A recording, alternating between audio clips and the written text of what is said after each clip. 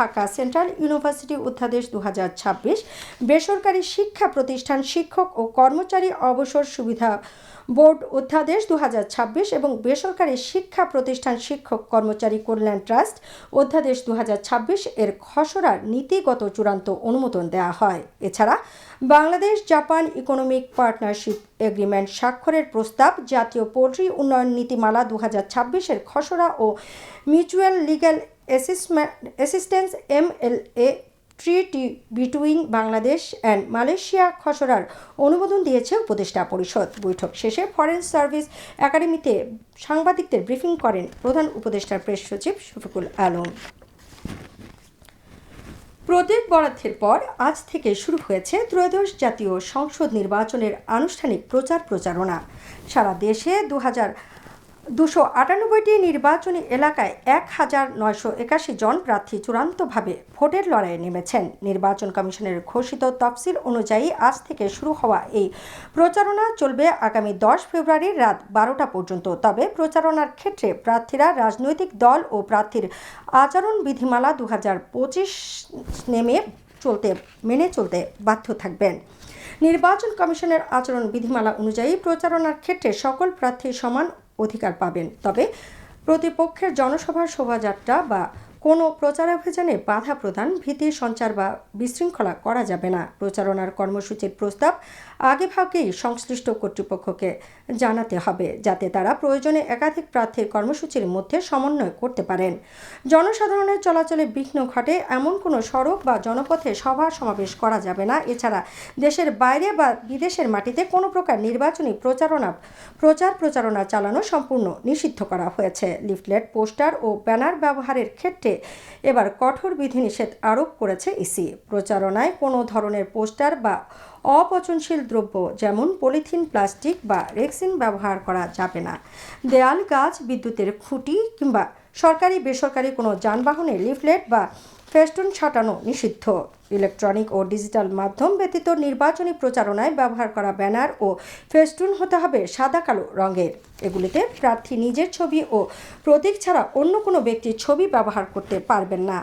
এছাড়া কোনো দেয়ালে লিখে বা অঙ্কন করে প্রচারণা চালানো যাবে না এবং কোনো প্রকার গেট বা তোরণ নির্মাণ করাও নিষিদ্ধ। কোনো প্রতিদ্বন্দ্বী প্রার্থীর ফেস্টুন, ব্যানার ও বিলবোর্ড এর উপর অন্য কোনো প্রতিদ্বন্দ্বী প্রার্থীর ফেস্টুন, ব্যানার ও বিলবোর্ড টাঙানো যাবে না এবং ওই ফেস্টুন, ব্যানার ও বিলবোর্ড এর কোনো প্রকার ক্ষতি সাধন, বিকৃতি বা বিনষ্ট করা যাবে না। পরিবহন ব্যবহারের ক্ষেত্রে বলা হয়েছে, ট্রাক, বাস, নৌযান বা মোটরসাইকেল নিয়ে কোনো মিছিল, জনসভা বা শোডাউন করা যাবে না। মশাল মিছিলও সম্পূর্ণ নিষিদ্ধ। দলীয় প্রধান বা সাধারণ সম্পাদক যাতায়াতের জন্য হেলিকপ্টার ব্যবহার করতে পারলেও সেখান থেকে কোনো লিফলেট বা কোনো প্রচার সামগ্রী নিক্ষেপ করা যাবে না। ডিজিটাল প্রচারণার ক্ষেত্রে কৃত্রিম বুদ্ধিমত্তা ব্যবহার করে কারো চেহারা বিকৃত করা, ভুল তথ্য বা ঘৃণাত্মক বক্তব্য ছড়ানো শাস্তিযোগ্য অপরাধ হিসেবে গণ্য হবে। সত্যতা যাচাই না করে সামাজিক যোগাযোগ মাধ্যমে নির্বাচন সংক্রান্ত কোনো কন্টেন্ট শেয়ার ও প্রকাশ করা যাবে না। প্রার্থী ও তার নির্বাচনী এজেন্টদের সামাজিক যোগাযোগ মাধ্যমের আইডি সংক্রান্ত তথ্য প্রচারণার আগেই রিটার্নিং কর্মকর্তাকে জানাতে হবে। ব্যক্তিগত কুৎসা রটনা, অশালীন বক্তব্য, নারী, সংখ্যালঘু বা ধর্মীয় অনুভূতিতে আঘাত লাগে এমন কোনো কর্মকাণ্ড থেকে বিরত থাকতে প্রার্থীদের নির্দেশ দেওয়া হয়েছে। মসজিদ, মন্দির, গির্জা বা প্যাগোডার মতো উপাসনালয় এবং শিক্ষা প্রতিষ্ঠানে কোনো প্রকার নির্বাচনী প্রচারণা চালানো যাবে না। আগামী 12 ফেব্রুয়ারি সকাল 7:30 থেকে বিকেল 4:30 পর্যন্ত স্বচ্ছ ব্যালট বাক্সে ব্যালট পেপারের মাধ্যমে দেশের ত্রয়োদশ জাতীয় সংসদ নির্বাচন ও গণভোটের ভোট গ্রহণ অনুষ্ঠিত হবে।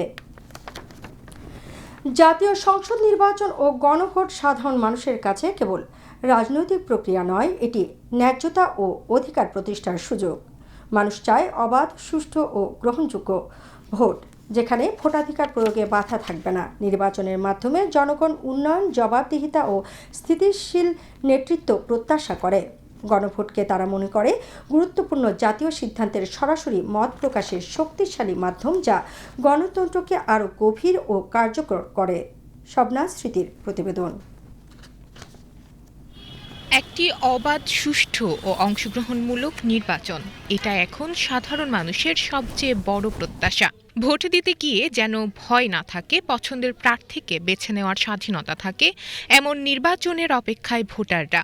অনেকের কাছে জাতীয় সংসদ নির্বাচন মানেই ভবিষ্যৎ নিরাপত্তার প্রশ্ন, আবার কারো কাছে ন্যায্য অধিকার প্রতিষ্ঠার সুযোগ। শুধু সরকারের কাছে একটাই অনুরোধ, চাঁদাবাজি, দুর্নীতি, সকল সিন্ডিকেট এগুলা যাতে বন্ধ করতে পারে, সেই সুবিধাই আমরা সরকারের কাছ থেকে চাইতেছি। নিরপেক্ষ সরকার চাই, যেরকম আমরা সুখ শান্তিভাবে কাজকাম করতে পারি, নীরবে চলতে পারি, কোনো গ্যাঞ্জাম সৃষ্টি না হয়, সেইভাবে আমরা চলতে চাই।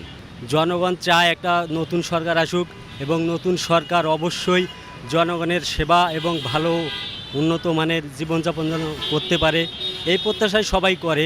তরুণ ভোটারদের প্রত্যাশা আরও স্পষ্ট, কর্মসংস্থান, শিক্ষার মান উন্নয়ন আর দুর্নীতিমুক্ত রাজনীতি, এই তিনটি বিষয়কে সামনে রেখে তারা ভোট দিতে চান। অন্যদিকে নারীদের কাছে নিরাপত্তা ও সামাজিক মর্যাদার প্রশ্নটিও গুরুত্বপূর্ণ হয়ে উঠেছে এই নির্বাচনে। ইতিবাচক চেঞ্জের জন্যই তো গণভোট, তো সব পলিটিক্যাল পার্টিগুলো তো একত্রিত হয়ে কনসার্নে আসছে বিষয়গুলোতে, তো আসলে গণভোট হওয়া, এগুলো ইমপ্লিমেন্ট হওয়া উচিত। বিগত সময়ে আমরা অনেক বৈষম্যের শিকার হয়েছি, অনেক জায়গায় ছাত্রলীগের বিভিন্ন দুষ্কৃতিকারীরা অনেক বাজেভাবে সাধারণ ছাত্রদের উপর নানা ধরনের অত্যাচার করছে, কিন্তু এখন আমরা সেই জিনিসটা পুনরাবৃত্তি দেখতে চাই না। যার কারণে আমরা চাই যে গণভোটে হ্যাঁ হলে হয়তো আরও কিছু সংস্কার হবে, যা আমাদের দেশের জন্য ভালো হবে। আমাদের যে নারীরা যা আছি সমাজে, সবার জন্য একটু নিরাপত্তা চাই, এমন একটা সরকার যেন হয় দেশের মধ্যে, যা ইসলামের দৃষ্টির দিক দিয়ে যেন শান্তিতে আসতে পারে, এটাই জন্য দেশের শান্তি, জনগণ যেন শান্তি ভোগ করতে পারে, এটাই চাই। ভোটারদের মতে নির্বাচন ও গণভোট দুটোই সফল করতে প্রয়োজন নিরপেক্ষ প্রশাসন, শক্তিশালী নির্বাচন কমিশন এবং রাজনৈতিক সদিচ্ছা। কারণ গণতন্ত্রের ভিত্তি শক্ত না হলে ভোটের উপর মানুষের আস্থা ফেরানো কঠিন। স্বাধীন চলতে পারি বা ভালো পরিবেশে রাখতে পারে, এই সরকারই আমরা চাই। দেশে নৈরাজ্য থাকবে না, চাঁদাবাজি থাকবে না, আমরা কথা বলার স্বাধীনতা আমাদের থাকতে হবে, এটাই। সব মিলিয়ে সাধারণ মানুষের প্রত্যাশা একটাই, ভোট যেন হয় অর্থবহ, নির্বাচন যেন হয় বিশ্বাসযোগ্য। জাতীয় সংসদ নির্বাচন ও গণভোট, এই দুই প্রক্রিয়ার মাধ্যমেই মানুষ দেখতে চায় জবাবদিহিমূলক রাজনীতি ও একটি গণতান্ত্রিক ভবিষ্যৎ। শবনাথ স্মৃতি, বিটিভি নিউজ, ঢাকা। উন্নত সমৃদ্ধ মানবিক বাংলাদেশ গড়তে ধানের শীষে ভোট দেওয়ার আহ্বান জানিয়েছেন বিএনপি চেয়ারম্যান তারেক রহমান। আজ সিলেট থেকে নির্বাচনী প্রচার শুরু করে এ আহ্বান জানান তিনি। নির্বাচন নিয়ে দেশের ভিতরে ষড়যন্ত্র চলছে অভিযোগ করে তারেক রহমান সবাইকে ঐক্যবদ্ধভাবে এইসব ষড়যন্ত্র রুখে দেওয়ার আহ্বান জানান। বলেন, ৭১-এ যাদের ভূমিকা জাতি দেখেছে তাদেরকে নতুন করে দেখার কিছু নাই। বিস্তারিত ইকবাল ফরহাদের রিপোর্টে।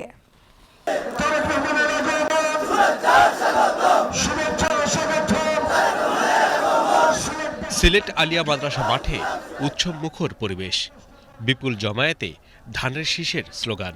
বিএনপির প্রথম নির্বাচনী সমাবেশে সরগরম পুরো শহর। তারেক রহমানের আগমন ঘিরে বাড়তি উদ্দীপনা। দীর্ঘ ২২ বছর পরে জননেতা তারেক রহমান সাহেব সিলেটের মাটিতে আসছেন। আমি ইলিয়াস আলীর লোক হিসাবে আমি ইলিয়াস আলীকে ফিরে পাওয়ার জন্য আসছি। তারেক যে আসতেছে ওনার দেখার জন্য আমরা কাল রাত্রে আসছি। আমরা ধানের শীষে ভোট দেবো, ধানের শীষকে জয় করবো ইনশাল্লাহ। আমি উপস্থিত এই যে বলার জন্য খুব আগ্রহী। এখন ওনাকে উপহার হিসাবে এই কবিতাটা ওনার হাতে দিতে চাই। আমরা নতুন দামানকে দেখার জন্য এসেছি ধানের শীষে ভোট দেওয়ার জন্য। ধানের শীষকে আমরা ভালোবাসি, বিএনপিকে ভালোবাসি, এটাই আমাদের কর্তব্য কামনা। দীর্ঘদিন পর এমন গণসংযোগ কর্মসূচিতে অংশ নিয়ে তারেক রহমান কৃতজ্ঞতার কথা জানান। বলেন, আগামী নির্বাচন দেশের মানুষের জন্য খুবই গুরুত্বপূর্ণ, তাই সবাইকে সতর্কতার সঙ্গে ভূমিকা পালন করার আহ্বান জানান তিনি।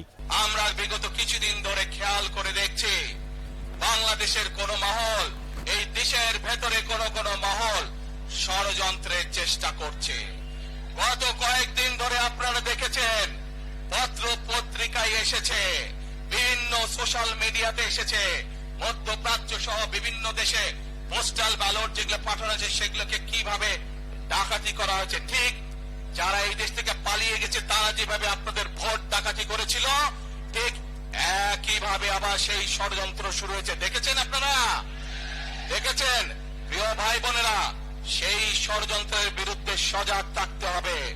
বিদেশে বসে তারা ষড়যন্ত্র করছে, একইভাবে আপনাদের আবার যে ইলিয়াস আলী, দিদার, জুনায়েদ সহ হাজারো মানুষের প্রাণের বিনিময়ে যে অধিকার আমরা অর্জন করেছি, 24-এ গণ আন্দোলনের জনগণের আন্দোলনে এই সিলেট শহরে 13 জন আমাদের জীবন দান করেছে, 13টি প্রাণ ঝরে গিয়েছে আমাদের।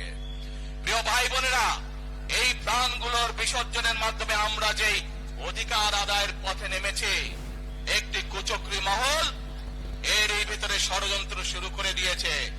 দেশের ভেতরেও তাদের ষড়যন্ত্র থেমে নেই, কিন্তু 2024 সালের 5ই আগস্ট এই বাংলাদেশের জনগণ প্রমাণ করে দিয়েছে যে বাংলাদেশের জনগণ ঐক্যবদ্ধ থাকলে, ঐক্যবদ্ধভাবে নেমে আসলে যে কোনো ষড়যন্ত্রকে বাংলাদেশের মানুষ প্রতিহত করতে পারে। পারবেন আপনারা প্রতিহত করতে? ইনশাআল্লাহ। দেশের উন্নয়নে তার বিশেষ পরিকল্পনা আছে জানিয়ে তারেক রহমান তা বাস্তবায়নে দেশের মানুষকে ধানের শীষে ভোট দেওয়ার আহ্বান জানান। সারা বাংলাদেশের কৃষক ভাইদের পাশে দাঁড়াতে চাই। যদি ইনশাআল্লাহ আপনারা আগামী 12 তারিখে ধানের শীষকে জয়যুক্ত করেন, জয়যুক্ত করতে পারেন, আমরা ইনশাআল্লাহ সারা বাংলাদেশের কৃষকদের পাশে তাহলে দাঁড়াতে পারবো। দাঁড়াতে চান কৃষক ভাইদের পাশে? আলহামদুলিল্লাহ। সমাবেশের মঞ্চে তারেক রহমান বিএনপির প্রার্থীদের পরিচয় করিয়ে দেন। তারেক রহমান আশা করেন একটি সুন্দর গ্রহণযোগ্য নির্বাচনের স্বার্থে সবাই সহনশীলতার পরিচয় দেবে ও সহাবস্থান নিশ্চিত করবে। একই সঙ্গে অতি জরুরি গণতান্ত্রিক পথ পরিক্রমা অব্যাহত রাখবে। তারেক রহমান এখানে তার আগামীর বাংলাদেশ বিনির্মাণে যে পরিকল্পনা রয়েছে সেই পরিকল্পনা বাস্তবায়নে জনসাধারণের সমর্থন চান।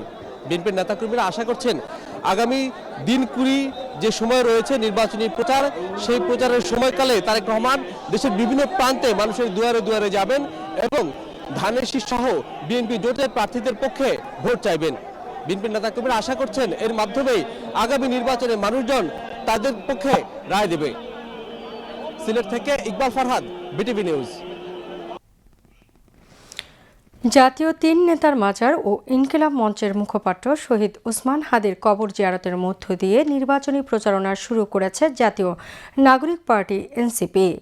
আজ ঢাকা বিশ্ববিদ্যালয়ে মাজার জিয়ারত শেষে এনসিপির নির্বাচনী প্রচারণা কার্যক্রম শুরু করেন দলের আহ্বায়ক নাহিদ ইসলাম। এ সময় দলটির মুখ্য সমন্বয়ক নাসির উদ্দিন পাটোয়ারি সহ শীর্ষ নেতারা উপস্থিত ছিলেন। বিপুল ভোটে জয়ী হয়ে 10 দলীয় জোট সরকার গঠন করবে বলে দাবি করেন জাতীয় নাগরিক পার্টির আহ্বায়ক নাহিদ ইসলাম। তিনি আরও বলেন, এই জনপদের সবকিছুর সঙ্গেই ঢাকা বিশ্ববিদ্যালয় রয়েছে, তাই এখান থেকেই বাংলার পূর্বপুরুষদের স্মরণ করে এই যাত্রা শুরু করেছে তারা। এবারে নির্বাচন যাত্রা অধিপত্যবাদ বিরোধী আজাদির যাত্রা উল্লেখ করে তিনি বলেন, এই যাত্রার প্রধান এজেন্ডা ইনকিলাব মঞ্চের মুখপাত্র শরীফ ওসমান হাদির হত্যার বিচার। বাংলাদেশের মানুষকে আমরা আহ্বান জানাচ্ছি, গণভোটে আপনারা হ্যাঁ ভোট দিন। গণভোটে হ্যাঁ এর মাধ্যমে সংস্কারের যাত্রাকে অব্যাহত রাখুন এবং শরীফ ওসমান হাদি ভাইকে যারা হত্যা করেছেন সেই হত্যাকারীদের বিচার আমাদের আজকের এই নির্বাচনী যাত্রার অন্যতম প্রধান দাবি, অন্যতম প্রধান এজেন্ডা। এই হত্যাকাণ্ডের সুষ্ঠু বিচার আমরা এই বাংলার মাটিতে আদায় করে ছাড়বো ইনশাআল্লাহ। এবং আমরা আনুষ্ঠানিকভাবে জাতীয় নাগরিক পার্টি এনসিপি আমরা আজকে এইখানে 3 নেতার মাজারে কবর জিয়ারতের মাধ্যমে আমরা আমাদের নির্বাচনী পদযাত্রা ঘোষণা করলাম। সারা বাংলাদেশের মানুষের প্রতি আমরা আহ্বান জানাচ্ছি, আপনারা 10 দলীয় ঐক্যজোটকে বিজয়ী করুন, 10 দলীয় ঐক্যজোটের মার্কাকে বিজয়ী করুন। চট্টগ্রামেও ত্রয়োদশ জাতীয় সংসদ নির্বাচনের প্রার্থীদের প্রচারণায় সরগরম হয়ে উঠেছে। এবার প্রচারণায় পোস্টার না থাকায় ডিজিটাল মাধ্যম তৎপর প্রার্থীরা। সামাজিক যোগাযোগ মাধ্যমে কেউ যাতে গুজব ছড়াতে না পারে সেজন্য তৎপর নির্বাচন কমিশন। বিস্তারিত আতিকুর রহমানের প্রতিবেদনে। সারা দেশের মতো চট্টগ্রামেও শুরু হয়েছে ত্রয়োদশ জাতীয় সংসদ নির্বাচনের প্রচারণা। প্রথম দিন থেকেই ভোটারদের দুয়ারে পৌঁছে যাচ্ছেন প্রার্থীরা। চট্টগ্রাম নগরীর অলিগলি থেকে শুরু করে প্রত্যন্ত গ্রাম সবখানেই এখন নির্বাচনী আমেজ। ভোটারদের মন জয়ে চলছে নানান প্রতিশ্রুতি আর উন্নয়নের রোডম্যাপ। তবে এবার প্রচারণায় ডিজিটাল মাধ্যমের দাপট অন্য যে কোনো সময়ের চেয়ে বেশি। শুধু মাঠেই নয়, লড়াই জমে উঠেছে স্মার্টফোনে সামাজিক যোগাযোগ মাধ্যমে। প্রার্থীরা তুলে ধরছেন তাদের ভবিষ্যৎ পরিকল্পনা। তরুণ ভোটারদের টানতে তৈরি করা হয়েছে বিশেষ কন্টেন্ট। এদিকে আচরণবিধি লঙ্ঘন করলে কড়া হুঁশিয়ারি দিয়েছে নির্বাচন কমিশন। ডিজিটাল মাধ্যমে অপপ্রচার ঠেকাতে কাজ করছে বলে জানালেন রিটার্নিং কর্মকর্তা। প্রার্থীদেরকে নির্বাচনী আচরণবিধি কি এবং কি তাদেরকে মান্য করতে হবে এবং সেটা যদি ভঙ্গ হয় তাহলে আমরা কি ব্যবস্থা গ্রহণ করব সে সম্পর্কে অবহিত করেছি। এবার মশাল মিছিল বা এই ধরনের বিভিন্ন গাড়ি ঘোড়া নিয়ে বিশাল শোডাউন এগুলো কিন্তু আর এবার হবে না। কেউ যদি প্রচারণা করে সেখানে যদি কোনো বিদ্বেষ, কোনো এআই দিয়ে নতুন কোনো কিছু করে একটা বিভ্রান্তিমূলক তথ্য প্রচার করে যদি জনশৃঙ্খলা ভঙ্গের চেষ্টা করে সেক্ষেত্রে কিন্তু আমরা আসলে ব্যবস্থা নিব এবং আমাদের সেই রকম প্রস্তুতি রয়েছে। প্রার্থীদের আচরণবিধির মনিটরিংয়ে প্রতিটি আসনে দায়িত্ব রয়েছেন নির্বাহী ম্যাজিস্ট্রেট। এছাড়াও বিশৃঙ্খলা এড়াতে সতর্ক অবস্থানে আইনশৃঙ্খলা বাহিনী। নির্বাচন কার্যক্রম সঠিকভাবে পরিচালনা করার লক্ষ্যে আমাদের পোশাকধারী পুলিশ তো মাঠে সার্বক্ষণিক 24 ঘন্টা নিরাপত্তা যোদ্ধার লক্ষ্যে কাজ করে যাচ্ছে। আগে যে বাটিগুলি ছিল তাদের থেকে আমরা আরও কিছু তৎপরতা বৃদ্ধি করেছি। সাদা পোশাকে কিছু পুলিশ আছে যেটা গোয়েন্দা নজরদারি করতেছে কোনো তথ্য বা আগাম কোনো ঘটনার সংবাদ সংগ্রহ করার লক্ষ্যে, এবং আমাদের কোনো ঘটনাস্থলে দ্রুত পৌঁছার জন্য আমরা একটা আমাদের সিএমপি পুলিশ কমিশনার স্যার নির্দেশে মোটরসাইকেল নিয়ে কিছু পুলিশ টহলরত অবস্থায় থাকে যাতে দ্রুত কোনো ঘটনাস্থলে পৌঁছতে পারে। কাজ করে যাচ্ছি, আশা করি ইনশাল্লাহ আমরা আইনশৃঙ্খলা পরিস্থিতি নিয়ন্ত্রণে রাখতে পারব। প্রার্থীদের নির্বাচনী প্রচারণা শেষ হবে 10 ফেব্রুয়ারি। এ সময়ের মধ্যে ভোটারদের মন জয় করে কে হাসবে শেষ হাসি তা জানতে অপেক্ষা করতে হবে 12 ফেব্রুয়ারি পর্যন্ত। আতিকুর রহমান, বাংলাদেশ টেলিভিশন, চট্টগ্রাম। আগামী 25 জানুয়ারি বন্দরনগরী চট্টগ্রামের ঐতিহাসিক পলো গ্রাউন্ড মাঠে বিএনপির আয়োজনে অনুষ্ঠিত হবে মহাসমাবেশ। এতে বিএনপি চেয়ারম্যান তারেক রহমান উপস্থিত থাকবেন। 25 জানুয়ারির মহাসমাবেশ সফল করার লক্ষ্যে আজ মহানগর বিএনপির উদ্যোগে এক র্যালি অনুষ্ঠিত হয়। মহানগর বিএনপির সদস্য সচিব নাজিমুর রহমান, সাবেক সাধারণ সম্পাদক আবুল হাশেম বক্কর ও চট্টগ্রাম 9 আসনের বিএনপি দলীয় প্রার্থী আবু সুফিয়ান সহ অঙ্গ ও সহযোগী সংগঠনের নেতাকর্মীরা র্যালিতে উপস্থিত ছিলেন। আগামী 1 থেকে 1.5 মাসের মধ্যে চানখারপুল সহ জুলাই হত্যাকাণ্ডের অন্তত 3টি মামলার রায় ঘোষণা হতে পারে বলে জানিয়েছেন প্রসিকিউটর গাজী এম.এইচ. তামিম।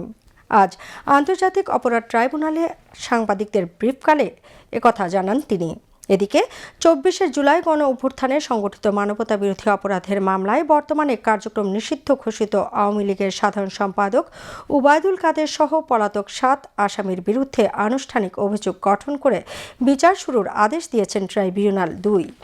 এই মামলার সূচনা বক্তব্য উপস্থাপন ও সাক্ষ্য গ্রহণ শুরু 17 ফেব্রুয়ারি। বিচারপতি নজরুল ইসলাম চৌধুরীর নেতৃত্বাধীন ট্রাইব্যুনাল 2 আজ এই আদেশ দেন। প্রসিকিউটর গাজী মনোয়ার হোসেন তামিম জানান, আসামিদের বিরুদ্ধে জুলাই হত্যাকাণ্ডে উস্কানি, পরিকল্পনা ও বাস্তবায়নের 3টি অভিযোগ এনেছে প্রসিকিউশন। সাবেক সেতু মন্ত্রী এবং আওয়ামী লীগের সাধারণ সম্পাদক জনাব উবায়দুল কাদের সাহেব সহ 7 জনের বিরুদ্ধে অভিযোগ গঠনের উপরে আদেশের দিন ধার্য ছিল। এই 7 জনই পলাতক আছেন। অতএব পলাতক থাকায় তাদেরকে অভিযোগ পাঠ করে শোনানো যায়নি। অতএব ওনারা দোষী কিংবা নির্দোষ এটা বলারও অপেক্ষা রাখে না। তাদের বিরুদ্ধে মূলত অভিযোগ প্রসিকিউশনের পক্ষ থেকে যেটা আনা হয়েছিল সেটা হলো জুলাই গণ অভ্যুত্থান চলাকালে 14ই জুলাই তৎকালীন প্রধানমন্ত্রী আন্দোলনকারীদেরকে উদ্দেশ্য করে রাজাকারের বাচ্চা, রাজাকারের নাতিপুতি বলে সম্বোধন করে উস্কানিমূলক বক্তব্য প্রদান করে, যার প্রেক্ষিতে আন্দোলনকারীরা ফুঁসে ওঠে এবং আন্দোলন আরও তীব্রতর হয়। এই উস্কানিমূলক বক্তব্যকে সমর্থন করে জনাব উবায়দুল কাদের সারা দেশের ছাত্রলীগ, যুবলীগকে আরও উস্কানি এবং নির্দেশনা প্রদান করেন, যার প্রেক্ষিতে ঢাকা বিশ্ববিদ্যালয় সহ সকল শিক্ষা প্রতিষ্ঠানে আন্দোলনকারীদের উপরে হামলা হয়। তাদের বিরুদ্ধে আগামী 17 ফেব্রুয়ারি 2026 তারিখে ওপেনিং স্টেটমেন্ট এবং প্রসিকিউশনের উইটনেসের দিন ধার্য করা হয়েছে। এই মামলায় উবায়দুল কাদের ছাড়াও অপর আসামিরা হলেন কার্যক্রম নিষিদ্ধ ঘোষিত আওয়ামী লীগের যুগ্ম সাধারণ সম্পাদক আ.ফ.ম. বাহাউদ্দিন নাসিম, সাবেক তথ্য ও সম্প্রচার প্রতিমন্ত্রী মোহাম্মদ আলী আরাফাত, যুবলীগের চেয়ারম্যান শেখ ফজলে শামস পরশ ও সাধারণ সম্পাদক মাইনুল হোসেন খান নিখিল এবং নিষিদ্ধ ছাত্রলীগের কেন্দ্রীয় সভাপতি সাদ্দাম হোসেন ও সাধারণ সম্পাদক শেখ ওয়ালি আসিফ ইনান। অন্যদিকে আজ জুলাই গণ অভ্যুত্থানের প্রথম শহীদ রংপুরের শিক্ষার্থী আবু সাইদ হত্যা মামলায় রাষ্ট্রপক্ষের দ্বিতীয় দিনের যুক্তিতর্ক উপস্থাপন চলে। বিচারপতি নজরুল ইসলাম চৌধুরীর নেতৃত্বাধীন ট্রাইব্যুনাল এ সকালে এই যুক্তিতর্ক উপস্থাপন শুরু হয়। এছাড়া 2016 সালের রাজধানীর কল্যাণপুরে জাহাজবাড়িতে জঙ্গি সাজিয়ে 9 তরুণকে হত্যা মামলার তদন্ত প্রতিবেদন 3 ফেব্রুয়ারির মধ্যে দাখিলের নির্দেশ দিয়েছেন ট্রাইব্যুনাল 1। সকালে এ সকল মামলায় গ্রেফতার থাকা 17 আসামিকে ট্রাইব্যুনালে হাজির করা হয়। সেনাবাহিনী প্রধান জেনারেল ওয়াকারুজ্জামান আসন্ন ত্রয়োদশ জাতীয় সংসদ নির্বাচন ও গণভোট 2026 উপলক্ষে সার্বিক আইন শৃঙ্খলা পরিস্থিতি মূল্যায়ন এবং in aid to the civil পাওয়ার এর আওতায় মোতায়েনরত সেনা সদস্যদের পরিদর্শনের লক্ষ্যে আজ সকালে চট্টগ্রাম এরিয়া পরিদর্শন করেন। পরিদর্শনকালে সেনাবাহিনী প্রধান মোতায়েনকৃত সেনা সদস্যদের কার্যক্রম সরেজমিনে পর্যবেক্ষণ ও প্রয়োজনীয় দিক নির্দেশনা প্রদান এবং অসামরিক প্রশাসনের সাথে মত বিনিময় করেন। সফরকালে সেনাপ্রধান চট্টগ্রাম সার্কিট হাউসে ঊর্ধ্বতন সামরিক কর্মকর্তা, চট্টগ্রামের বিভাগীয় কমিশনার, বিভিন্ন জেলার আইনশৃঙ্খলা রক্ষাকারী বাহিনী ও অসামরিক প্রশাসনের কর্মকর্তাদের সাথে মত বিনিময় করেন। মত বিনিময়কালে আসন্ন জাতীয় সংসদ নির্বাচনকে শান্তিপূর্ণ, নিরপেক্ষ ও সুষ্ঠুভাবে সম্পন্ন করার লক্ষ্যে আন্তঃপ্রাতিষ্ঠানিক সমন্বয় এবং সামগ্রিক নিরাপত্তা ব্যবস্থাপনা নিয়ে আলোচনা হয়। সেনাপ্রধান পেশাদারিত্ব, নিরপেক্ষতা, শৃঙ্খলা, ধৈর্য ও নাগরিক বান্ধব আচরণের মাধ্যমে দায়িত্ব পালনের উপর বিশেষ গুরুত্ব আরোপ করেন। চট্টগ্রাম এরিয়া পরিদর্শনকালে general officer commanding army training and doctrine command, commandant EBRC adjutant general এবং সেনা সদর ও চট্টগ্রাম এরিয়ার ঊর্ধ্বতন সামরিক কর্মকর্তা বৃন্দের পাশাপাশি বিভাগীয় কমিশনার ও অসামরিক প্রশাসনের ঊর্ধ্বতন কর্মকর্তাগণ এবং বিভিন্ন গণমাধ্যমের প্রতিনিধিগণ উপস্থিত ছিলেন। এবার আন্তর্জাতিক সংবাদ।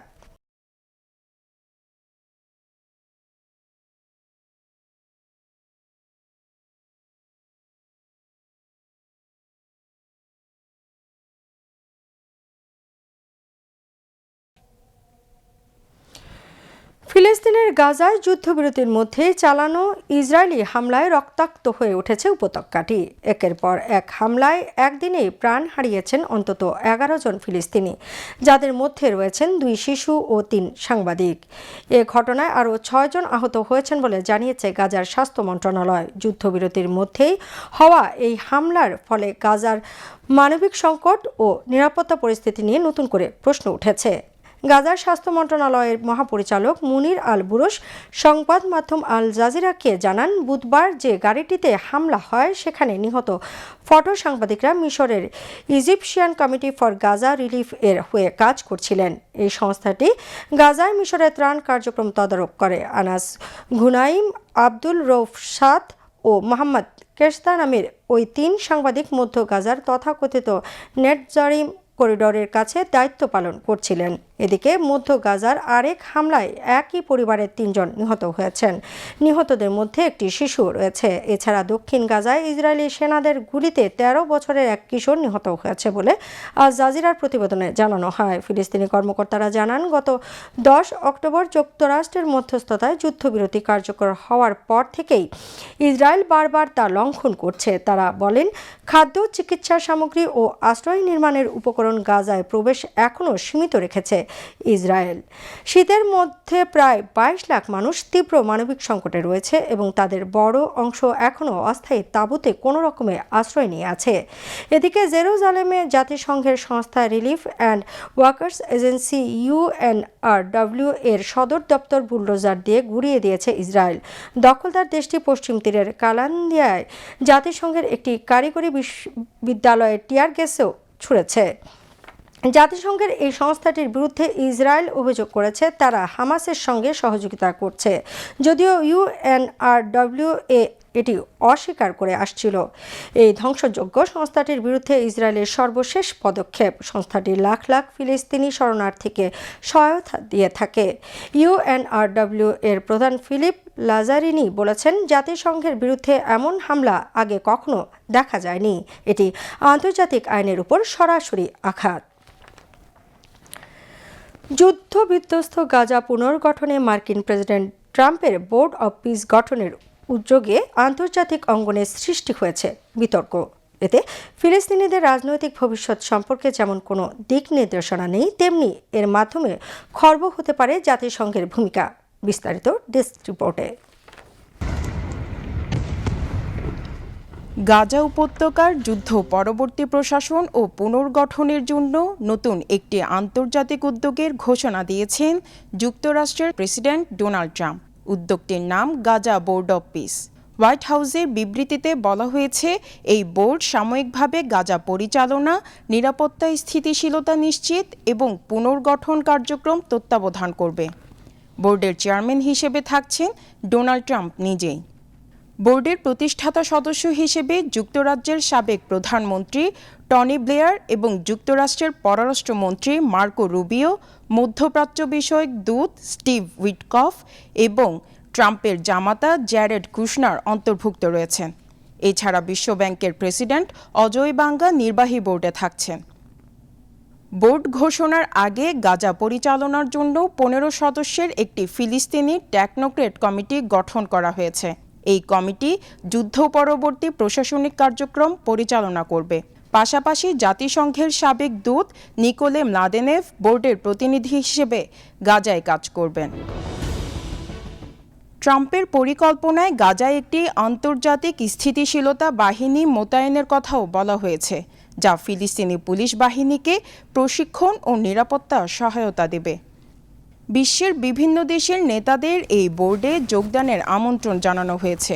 আমন্ত্রিতদের মধ্যে রয়েছেন ভারতের প্রধানমন্ত্রী, রাশিয়ার প্রেসিডেন্ট, তুরস্কের প্রেসিডেন্ট এবং যুক্তরাজ্যের প্রধানমন্ত্রী।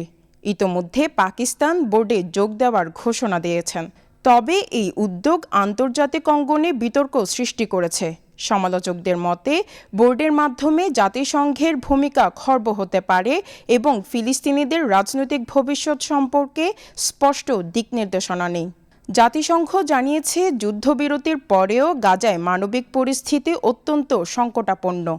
খাদ্য, চিকিৎসা এবং ত্রাণ সহায়তার অব্যাহত প্রবাহ নিশ্চিত করার উপর জোর দেওয়া হয়েছে। বিশেষজ্ঞদের মতে, গাজা বোর্ড অব পিস প্রকৃত শান্তি উদ্যোগ নাকি নতুন ভূরাজনৈতিক কৌশল, তা নির্ভর করবে আন্তর্জাতিক ঐকমত্য ও বাস্তব প্রয়োগের ওপর। Desk report, BTV news, Chittagong.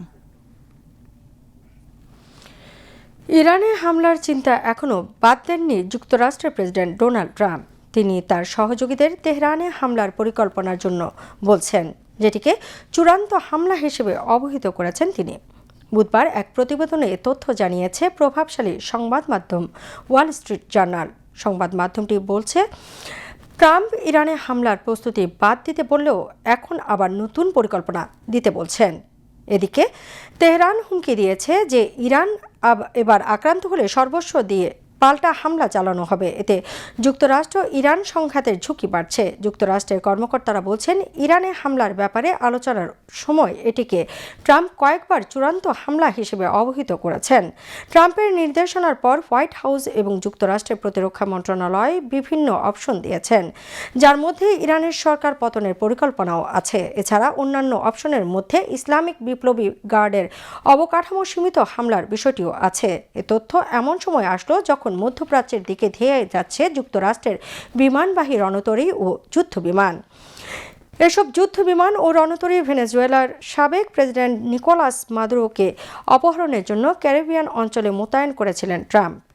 ইরানের পররাষ্ট্রমন্ত্রী আব্বাস আরাগচি নতুন করে হুমকি দিয়েছেন, এবার যদি যুক্তরাষ্ট্র হামলা চালায় তাহলে তারা কোনো ধরনের সীমাবদ্ধতা রাখবেন না। হামলার সঙ্গে সঙ্গে পাল্টা হামলা শুরু হবে। একদিন আগে ট্রাম্প জানিয়েছেন যে নিজের কিছু হলে ইরানকে পৃথিবী থেকে মুছে ফেলার নির্দেশনা দিয়ে রেখেছেন।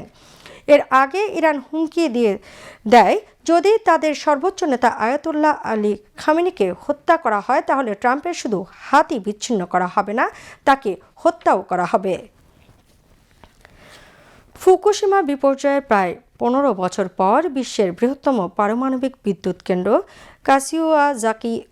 কারিওজা পুনরায় চালু করল জাপান। বুধবার রাজধানী টোকিওর উত্তর পশ্চিমাঞ্চলে কাশিওয়াজাকি কারিওয়া কেন্দ্রের ৬ নম্বর চুল্লি নতুন করে চালু করা হয়েছে। ত্রুটিপূর্ণ অ্যালার্মের কারণে এই চুল্লি চালু করতে একদিন দেরি হয়েছে। আগামী মাসে এই চুল্লি বাণিজ্যিকভাবে পরিচালনা করা শুরু হবে বলে আশা করা হচ্ছে। কাশিওয়াজাকি কারিওয়া বিদ্যুৎ কেন্দ্রটি ২০১১ সালের ভূমিকম্প ও সুনামির পর বন্ধ করে দেওয়া ৫৪টি চুল্লির একটি ছিল। চেরনোবিল পারমাণবিক দুর্ঘটনার পর থেকে বিশ্বের ভয়াবহতম পারমাণবিক বিপর্যয় হিসেবে পরিচিত জাপানের ফুকুশিমা দাইইচি দুর্ঘটনার পর কেন্দ্রটি বন্ধ করে দেওয়া হয়। বিপর্যয়ের পর থেকে আমদানিকৃত জীবাশ্ম জ্বালানির উপর নির্ভরতা কমাতে জাপান তাদের ৩৩টি সচল চুল্লির মধ্যে এ পর্যন্ত ১৪টি পুনরায় চালু করেছে। তবে কাশিওয়াজাকি কারিওয়া হতে চলেছে প্রথম কেন্দ্র যেটি টোকিও ইলেকট্রনিক পাওয়ার কোম্পানি পরিচালনা করবে। ফুকুশিমা পারমাণবিক বিদ্যুৎ কেন্দ্র এই টেপকোই পরিচালনা করত। গত বছর ডিসেম্বরে আঞ্চলিক ভোটে বিশ্বের বৃহত্তম এই পারমাণবিক বিদ্যুৎ কেন্দ্র পুনরায় চালুর অনুমোদন পায়। আর এখন বিদ্যুৎ কেন্দ্রটির ৭টি চুল্লির মধ্যে প্রথমটি আবারও চালু হলো। অবশ্য পারমাণবিক বিদ্যুৎ কেন্দ্রটি নতুন করে চালু করা নিয়ে স্থানীয় বাসিন্দারা উদ্বিগ্ন। জাপানে ক্ষমতা গ্রহণ করা প্রধানমন্ত্রী সানায়ে তাকাইচি জ্বালানি নিরাপত্তা জোরদার এবং আমদানিকৃত জীবাশ্ম জ্বালানির খরচ কমাতে পারমাণবিক শক্তি ব্যবহারের উপর জোর দিচ্ছেন। জাপানের বিদ্যুৎ উৎপাদনের ৬০ থেকে ৭০% বর্তমানে আমদানিকৃত এলএনজি এবং কয়লার উপর নির্ভরশীল। ক্রমবর্ধমান এআই ডেটা সেন্টারের বিদ্যুৎ চাহিদা মেটাতে ২০৪০ সালের মধ্যে পারমাণবিক শক্তির হিস্সা দ্বিগুণ করে ২০% উন্নীত করার লক্ষ্য নিয়েছে দেশটি। আবারও দেশের খবর।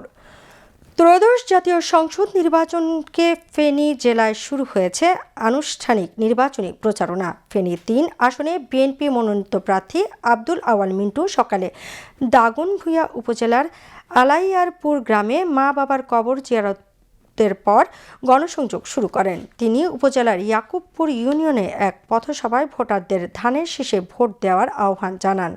এছাড়া আব্দুল আওয়াল মিন্টু ইয়াকুবপুর ইউনিয়নের মুন্সিবাড়ির দরজা, তালতলা, এতিমখানা বাজার, বড়ইয়া বাজার, মিদ্দারহাট ও করমুল্লারপুর বিভিন্ন গ্রাম ও বাজারে গণসংযোগ করেন। এছাড়া ফেনী ৩ আসনে জামায়াতে ইসলামের প্রার্থী ডাক্তার ফখরুদ্দিন মানিক গণসংযোগ করেন। এ সময় দলীয় নেতাকর্মীরা তার সাথে ছিলেন। অন্যদিকে ফেনী ২ আসনে গণ অধিকার পরিষদ সমর্থিত জনতার অধিকার পার্টির প্রার্থী তরিকুল ইসলাম ভূঁইয়া গণসংযোগ করেন।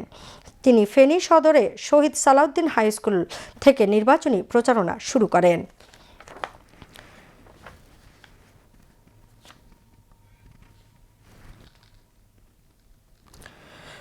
চট্টগ্রাম প্রেস ক্লাবের আয়োজনে অনুষ্ঠিত হয়েছে নির্বাচনকালীন সাংবাদিকতা বিষয়ে অভিজ্ঞতা বিনিময় শীর্ষক আলোচনা সভা। গতকাল সন্ধ্যায় প্রেস ক্লাবের ভিআইপি লাউঞ্জে প্রেস ক্লাব সভাপতি জাহিদুল করিম কোচির সভাপতিত্বে আলোচনা সভায় সাধারণ সম্পাদক গোলাম মাওলা মুরাদ, জ্যেষ্ঠ সাংবাদিক উসমান গনি মনসুর, চট্টগ্রাম মেট্রোপলিটন সাংবাদিক ইউনিয়নের সাধারণ সম্পাদক সালেহ নোমান, প্রেস ক্লাবের অর্থ সম্পাদক আবুল হাসানাত বক্তব্য রাখেন। অনুষ্ঠানে ইউরোপীয় ইউনিয়নের নির্বাচন পর্যবেক্ষক প্রতিনিধি দলের সদস্য সহ চট্টগ্রামের সাংবাদিকরা উপস্থিত ছিলেন। বক্তারা দেশের বিভিন্ন সংসদ নির্বাচনের দায়িত্ব পালনের অভিজ্ঞতা তুলে ধরে একই সাথে আগামী সংসদ নির্বাচনে পেশাগত দায়িত্ব পালনে সাংবাদিকদের প্রস্তুতির বিষয় নিয়ে আলোচনা করেন। চট্টগ্রাম ভেটেরিনারি ও অ্যানিম্যাল সায়েন্স বিশ্ববিদ্যালয়ের মৎস্য বিজ্ঞান অনুষদের ইন্টার্নশিপ ফিডব্যাক প্রাক্তন শিক্ষার্থীদের বার্ষিক পুনর্মিলনী ও পুরস্কার বিতরণ অনুষ্ঠিত হয়েছে। সকালে বিশ্ববিদ্যালয় অডিটোরিয়ামে অনুষ্ঠানে প্রধান অতিথি ছিলেন উপাচার্য professor doctor Mohammad Lutfur Rahman.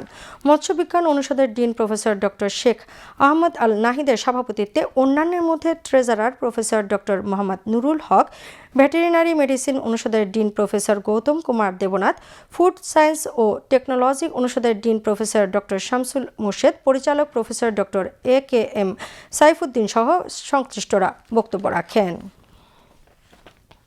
Share বাজারের খবর।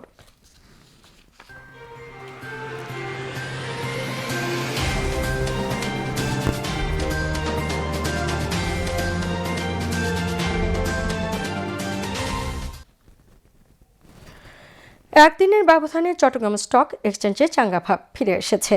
আজ সপ্তাহের শেষ দিনে শেয়ার লেনদেন কম হলেও মূল্যসূচক বেড়েছে। দিন শেষে সার্বিক সূচক দাঁড়িয়েছে 14,260.96, যা গতকালের চেয়ে শতকরা 0.17% বেশি।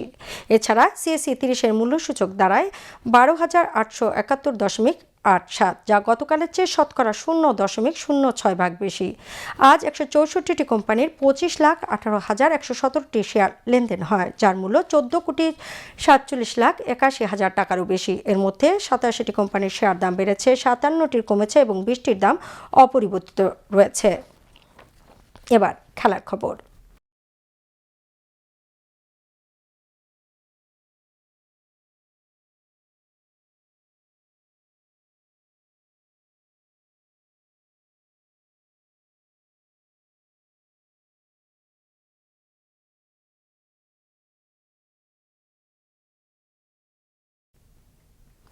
ক্রিকেট। আইসিসি নারী টি-20 বিশ্বকাপ বাছাই পর্বে নামিবিয়াকে 80 রানের বড় ব্যবধানে হারিয়ে সুপার 6-এ উঠেছে বাংলাদেশ। সুপার 6-এর শীর্ষ 4-এ থাকলে জুনে ইংল্যান্ড আসরে জায়গা করে নেবে নিগার সুলতানার দল। নেপালের ত্রিভুবন ইউনিভার্সিটি আন্তর্জাতিক স্টেডিয়ামে প্রথমে ব্যাট করে বাংলাদেশ 7 উইকেটে সংগ্রহ করে 144 রান।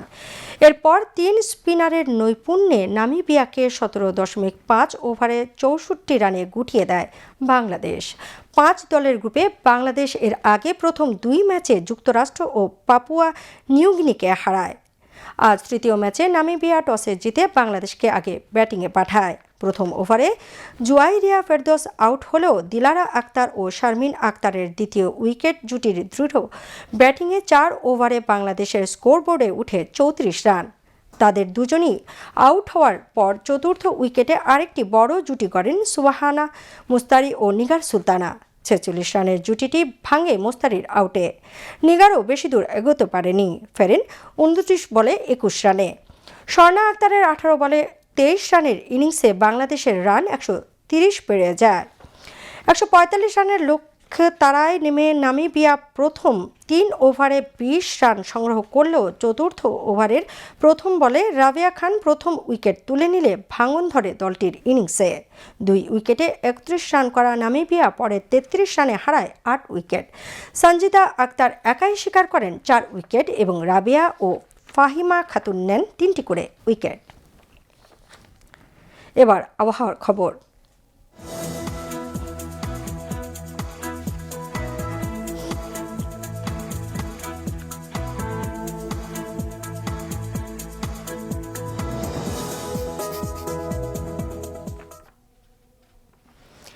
পতেঙ্গা আবহাওয়া অফিস জানিয়েছে, আগামীকাল সন্ধ্যা 6টা পর্যন্ত চট্টগ্রাম এবং পার্শ্ববর্তী এলাকায় আকাশ অস্থায়ীভাবে আংশিক মেঘলা সহ আবহাওয়া শুষ্ক থাকতে পারে। সেই সাথে শেষ রাত থেকে সকাল পর্যন্ত হালকা থেকে মাঝারি ধরনের কুয়াশা পড়তে পারে। রাতের তাপমাত্রা সামান্য হ্রাস পেতে পারে এবং দিনের তাপমাত্রা প্রায় অপরিবর্তিত থাকতে পারে। পরবর্তী 24 ঘন্টা আবহাওয়ার সামান্য পরিবর্তনের সম্ভাবনা রয়েছে। নগরীতে আজ সর্বোচ্চ তাপমাত্রা ছিল 28.5 ডিগ্রি সেলসিয়াস, যা স্বাভাবিকের চেয়ে 2.5 ডিগ্রি বেশি, এবং সর্বনিম্ন তাপমাত্রা ছিল 16.7 ডিগ্রি সেলসিয়াস, যা স্বাভাবিকের চেয়ে 2.8 ডিগ্রি বেশি। আগামীকাল চট্টগ্রামের সূর্যোদয় 6টা 34 মিনিটে এবং সূর্যাস্ত 5টা 35 মিনিটে। এবার জানিয়ে দিচ্ছি কর্ণফুলী নদীতে আগামীকালের জোয়ার ভাটার সময়সূচি। ভাটা শুরু হবে রাত 3টা 21 মিনিটে, জোয়ার সকাল 10টা 6 মিনিটে। পরবর্তী ভাটা শুরু হবে বিকেল 3টা 45 মিনিটে এবং জোয়ার শুরু হবে রাত 10টা 18 মিনিটে।